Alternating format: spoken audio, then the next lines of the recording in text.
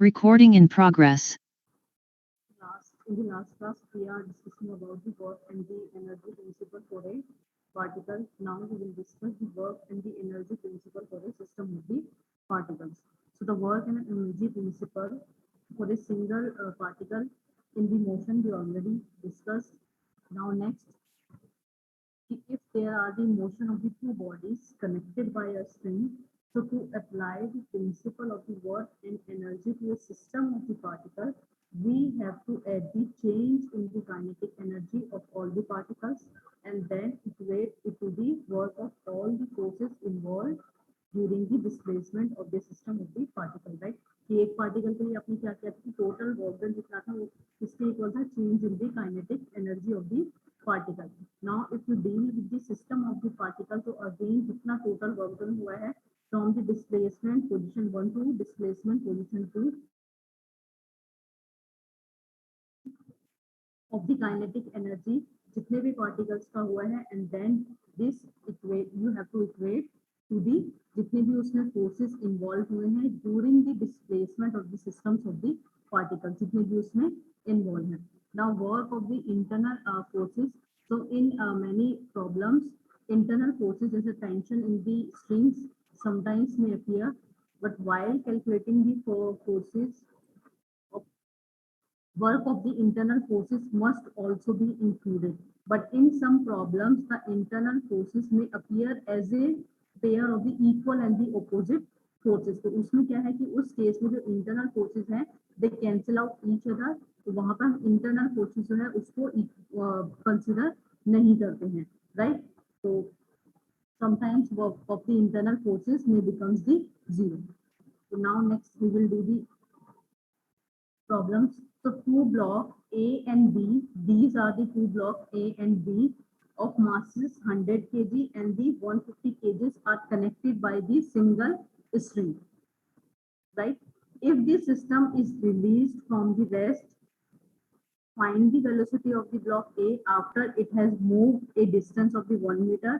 Now assume the coefficient of the friction between the block A and B and the horizontal plane is mu is equal to, ये जो देखा 0.20. So mass of the A block we know, mass of the B block 150 kg, mu is given 0.2 and x is equal to में 1 meter. जब इसको हम freely move करेंगे तो उस केस में फ्रीली जब उसको छोड़ देंगे तो उस केस में जब उसकी पोजीशन चेंज होती है फ्रॉम 1 to 2, तो you have to find the velocity of the block A, right? So principle और कंजर्वेशन जो है वो last time we already discuss कि जो principle of conservation of energy है only we can apply in case of the conservative forces, but यहाँ पर क्या है फ्रिक्शन इन्वॉल्व है जो कि नॉन कंजर्वेटिव इन नेचर है, इसलिए principal of the conservation of the energy जो है उसको हम यहाँ पर अप्लाई नहीं कर सकते, right? So let tension T और द एस कुछ भी आप उसको डिनोट कर सकते हो with a tension in the string and v is the velocity of the block A जब वो x distance move कर गया है from position 1 to position 2, जब उसने x distance move की है तो उसने velocity attain कर ली है v, right?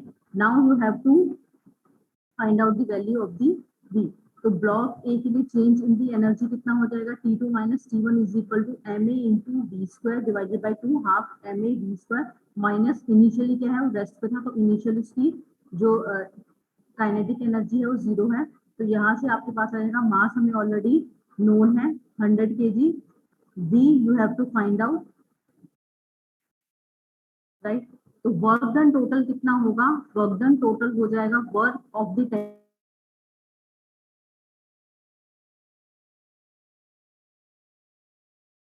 कितना इस फ्रिक्शनल फोर्स को ओवरकम करने के लिए जितना टोटल वर्क डन हुआ है, तो वही टोटल वर्क डन हमारा इसको मूव करने के लिए यूज करते हैं, राइट?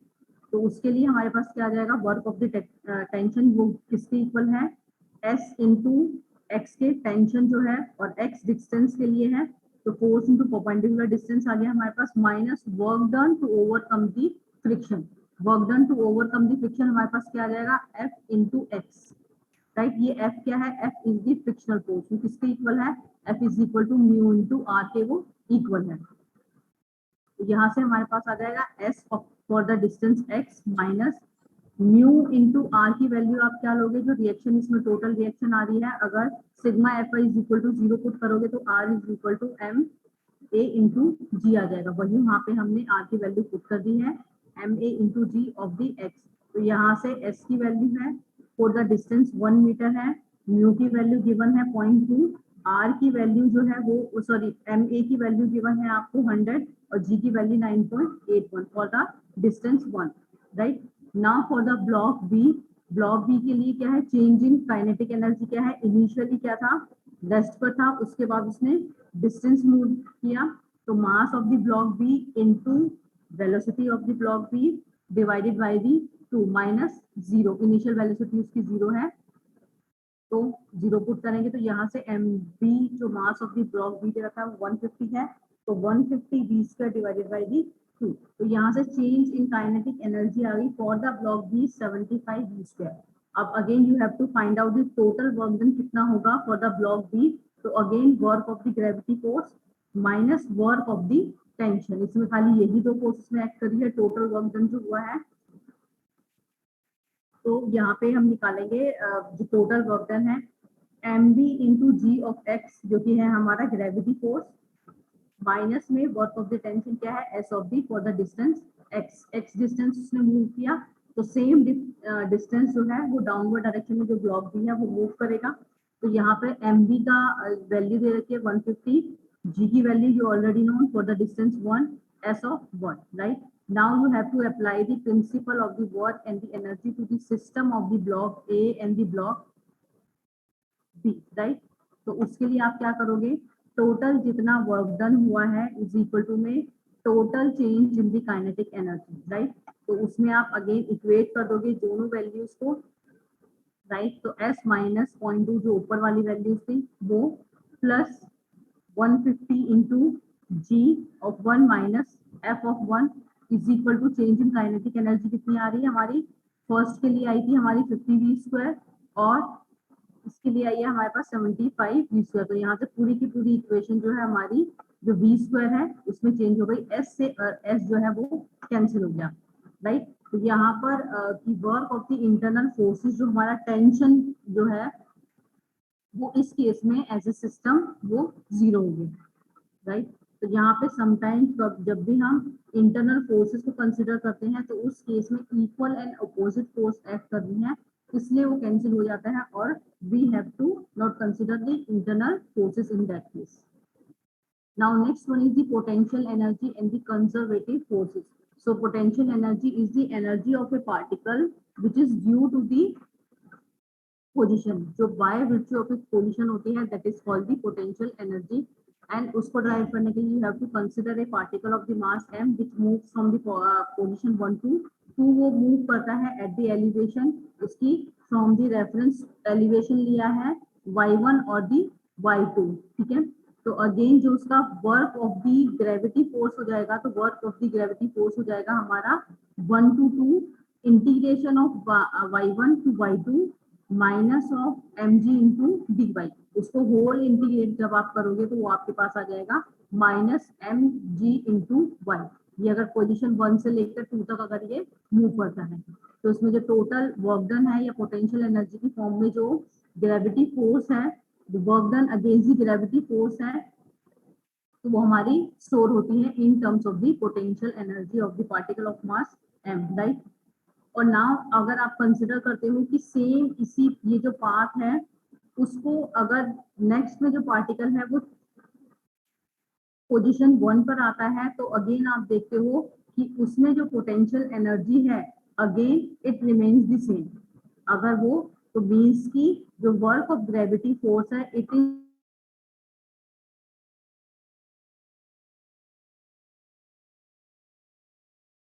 जी इंटू वाई है, ठीक है, उसी के खाली इक्वल होगा। So this type of the function is called the potential energy of the particle, which is due to the gravity. So now next we have the conservative forces. So if the work of a force in moving a particle between the two positions is independent of the path followed by the particle, then it is called the conservative force method, right? जब भी कोई भी force है जो कि हमारी path followed के ऊपर डिपेंड नहीं करती, only depend over the initial and the final values of the particles and not on over the path which the particle followed by the particle, तो उसको हम बोलते हैं these are the forces which are conservative in nature. So gravity force is a conservative force, और जो frictional force है, frictional force is the non conservative force, because वो कौन सा पाथ आपने फॉलो किया है उसके ऊपर जो फ्रिक्शन की वैल्यू है वो डिपेंड करती है, right? So now next we have the principle of the conservation of the energy. So when we apply the principle of work and energy, उसको हम लिख सकते हैं टोटल वर्क डन जितना हुआ है over the particle change in the kinetic energy during the same displacement of the particle. And if a particle moves under the action of a conservative force, work done is stored in the form of the potential energy. अभी जो पीछे किया है तो work done is equal to में minus change in the potential energy. So इन दोनों equation को जब आप कंबाइन करोगे तो you can write the T1 plus V1 is equal to T2 plus V2, means कि sum of the potential energy and the kinetic energy of a particle or the system of the particle, अगर आप summation ले रहे हो, it remains constant during the motion under the action of the conservative forces. If there are the conservative forces inside the system, तो उस case में sum of the potential energy and sum of the kinetic energy and the potential energy, it remains constant during the whole motion if there are the conservative forces, right? So total equation को we can write the E1 is equal to E2. E यहाँ पर जो denote किया it is the combination of kinetic energy and the potential energy को denote किया है. So the principle of the conservation of the energy can be applied to a particle or the system of the particle only under the action of the conservative forces. जहाँ पे खाली conservative forces हैं वहीं पर आप you can apply this. But in case of the non-conservative forces, the principle of conservation of energy है, means कि जो energy conserved है वो हमारी उस केस में हम उसको नहीं लगा सकते. इन case of the frictional force, जहाँ पर जिस न्यूमेरिकल में फ्रिक्शनल फोर्स एक्ट कर रही है वहां पे principal of conservation of energy apply नहीं कर सकते, राइट? तो नेक्स्ट टर्म आती है हमारी power. So it is defined as the time rate at which work is to be done, right? So either a small machine or a large machine can be used to do a given amount of the work. Same amount of the work कर सकती है अगर कोई भी हम machine choose करें, चाहे big है चाहे स्मॉल है. बट अ स्मॉल मशीन में require the more time to do the work then by a large machine, right? तो वहां से हम पावर टर्म लेते हैं कि कौन सा इंजन और कौन सी मशीन हमें सिलेक्ट करनी है सो दैट कि हमें मैक्सिमम वहां से बेनिफिट मिले. तो कौन अच्छे तरीके से अमाउंट ऑफ वर्क को परफॉर्म करेगा, that is represented by the power और by calculating the power. So average power is the work done जो है during an interval of the time. Delta T हमने लिया है तो एवरेज पावर हमारा आ जाएगा delta U divided by delta T. और अगर इंस्टेंटेनियस पावर अगर हम ले रहे हैं then delta T approaches to 0 du divided by dt हो जाएगा, राइट?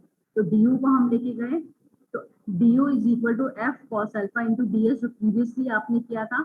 यहाँ से v को आप लिख सकते हो ds डिवाइडेड बाय dt. तो सेम वैल्यू आपने पुट कर दी तो power is equal to du divided by dt है, वो वैल्यू आपने पुट कर दी कि f cos alpha ds divided by dt. ds divided by dt किसके इक्वल हो गया? v के इक्वल हो गया. तो power is equal to the component of the force in the direction of the velocity into the velocity, right? Or if the direction of the force and the velocity are in the same direction, then power is equal to F cross B. Otherwise, F cos alpha, तो उसका cos component है into the B. और one metric cos power already you know कि वो equal होता है हमारा 735.5 watt per hour. Right? Now we will do the one numerical. So a train of the mass 500 into 10 raised to the power 3 kg starts from the rest, means कि U की value 0 है accelerate uniformly to a speed of 90 kilometre per hour, v इसकी 90 kilometre per hour है, in time 50 second, t दे रखा है 50 second. Now the total frictional resistance to the motion is 15 kilo Newton, जो total उसमें उसका force दे रखा है. Now you have to determine the maximum power required.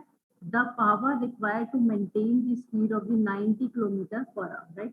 तो यहाँ से आपको इनिशियल वेलोसिटी गिवन है, वेलोसिटी जिससे वो एक्सेलरेट हो रहा है वो आपको गिवन है, कन्वर्ट इनटू द मीटर पर सेकंड स्क्वायर, तो वो आपने कन्वर्ट कर दिया 90 into 1000 डिवाइडेड बाय 60 into 60, तो आपके पास आ गया 25 मीटर पर सेकंड. टी आपको 50 सेकंड दिया हुआ है, यहाँ से easily you can calculate the acceleration, जो हमारे पास equation of the static equation हमारे पास जो थी. तो यहाँ से a की वैल्यू आ गई 0.5 मीटर पर second square. Now to force which is required to accelerate the train, कितना हो जाएगा m इंटू a. m की वैल्यू आपको पता है 500 इंटू 10⁻³ a की वैल्यू आपके पास आ गई 0.5 मीटर पर सेकंड स्क्वायर. तो total force required to accelerate the train आ गया हमारे पास 250 इंटू 10⁻न्यूटन. Now frictional force also present here. तो टोटल फोर्स रिक्वायर्ड जो होगी एक्सेलरेट करने के लिए ट्रेन को, प्लस इस फ्रिक्शनल फोर्स को भी ओवरकम करने के लिए, तो दोनों का जो एडअप हो जाएगा, दोनों समीशन हो जाएंगे, वो हमारे टोटल फोर्स रिक्वायर्ड हो जाएगा.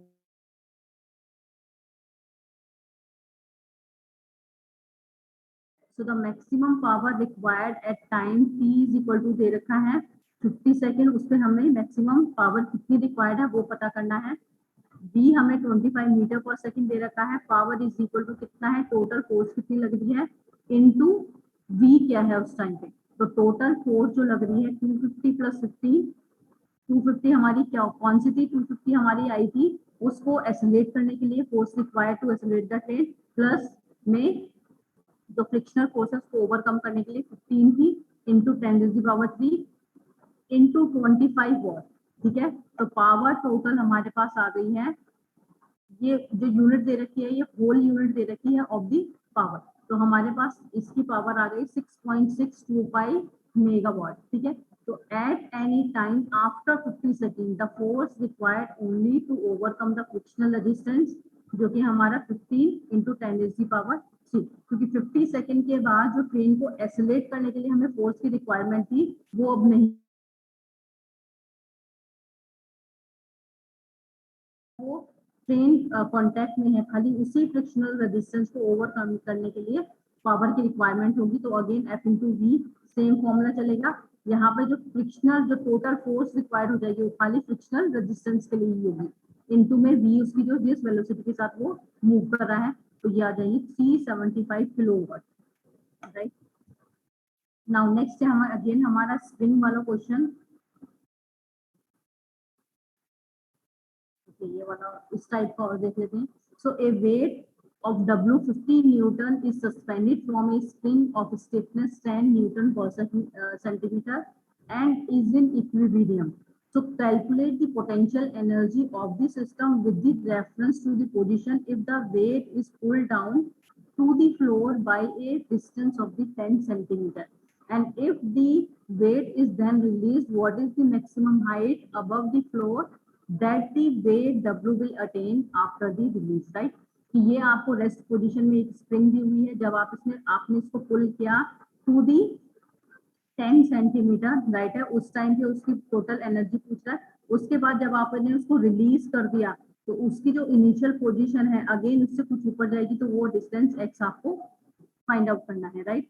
तो extension of the spring from the undeformed position वो क्या हो जाएगी हमारी F is equal to k into x. आप पढ़ चुके हो, तो F1 किसके इक्वल हो, x1 किसके इक्वल हो जाएगा, x1 is equal to F1 divided by k. तो यहाँ से आ गया 5 सेंटीमीटर, ये यहाँ पे फर्स्ट पोजीशन के लिए उसका आ गया 5 centimetre.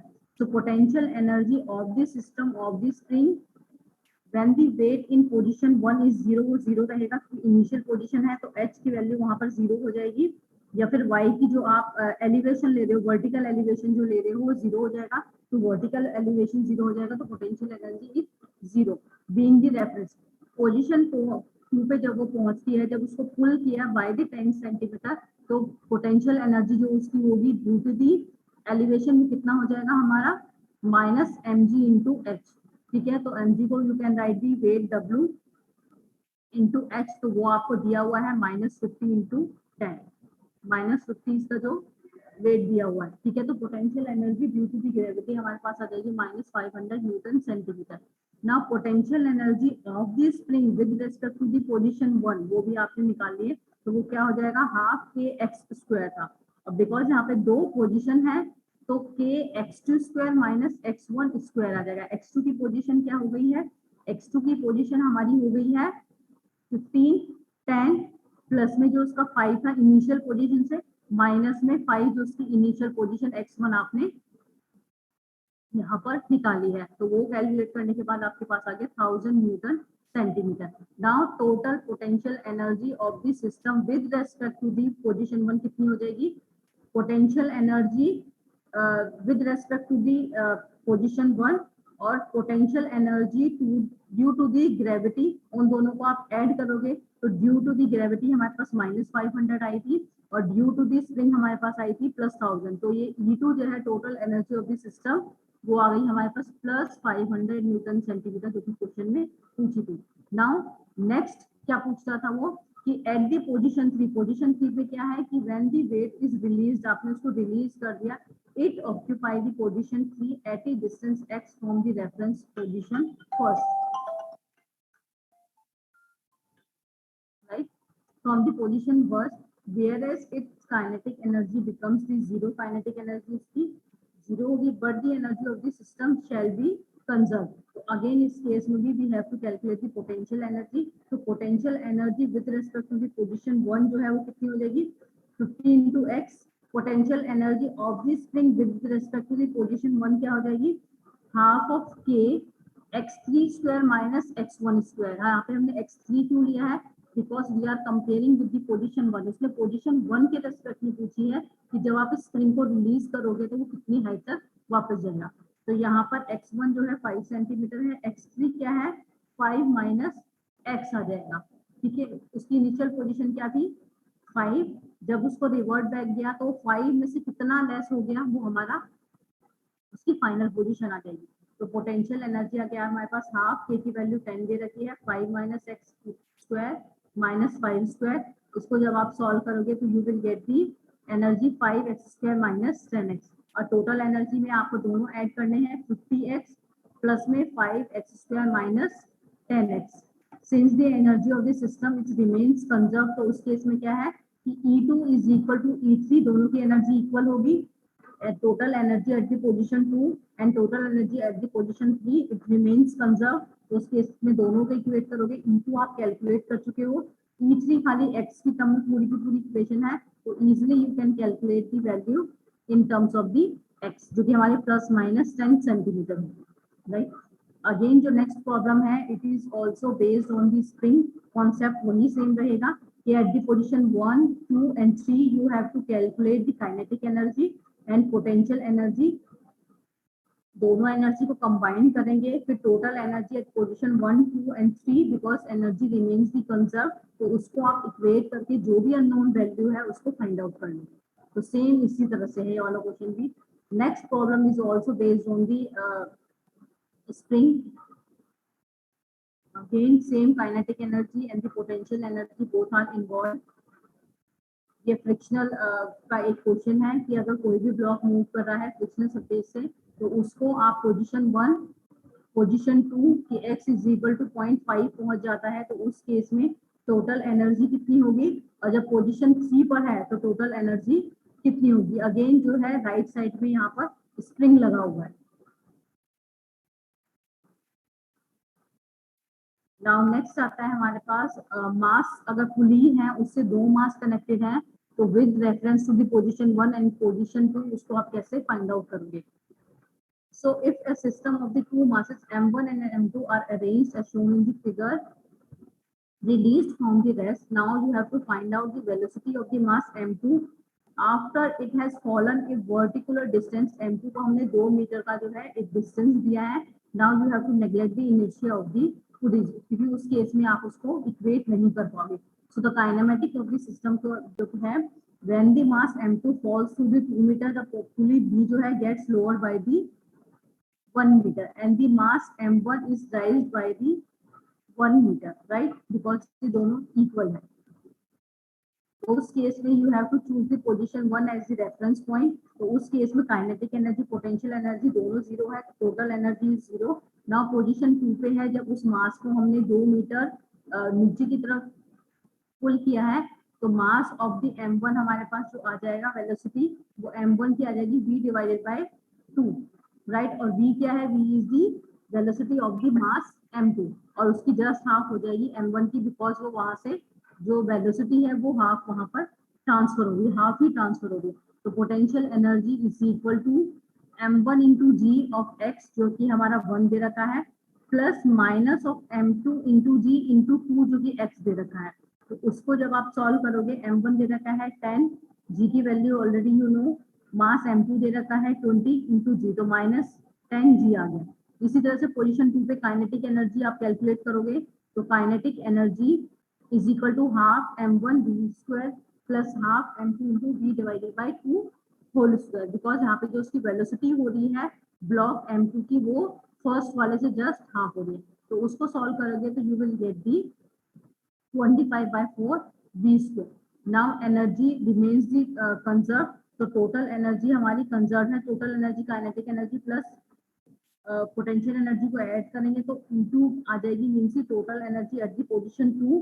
Now you have to apply the principle of the conservation energy, जिसमें E1 is equal to E2 होता है। तो E2 की वैल्यू यहाँ पे 0 को, तो 0 is equal to minus 10g, जो कि हमारा था potential energy, plus 25 divided by 4 into v square, जो कि था हमारा काइनेटिक एनर्जी। यहाँ पे easily you can get the value of the velocity, जो कि पूछा हुआ था क्वेश्चन में, 3.96 मीटर पर second square, right.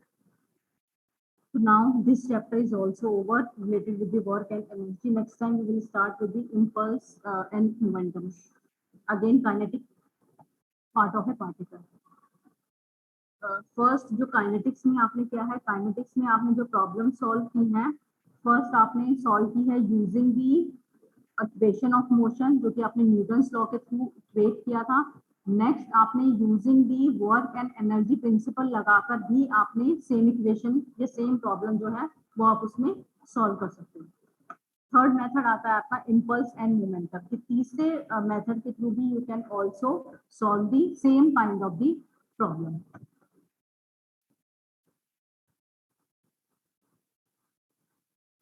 Okay, now attend your roll call. Aditya, roll number 1, Aditya. Present, ma'am. Okay, Ashima. Abhinav. Aditya. Abhinav is present, ma'am. Abhinav is present. Okay. Aditya. Akansha. Anurag. Anushka. Present.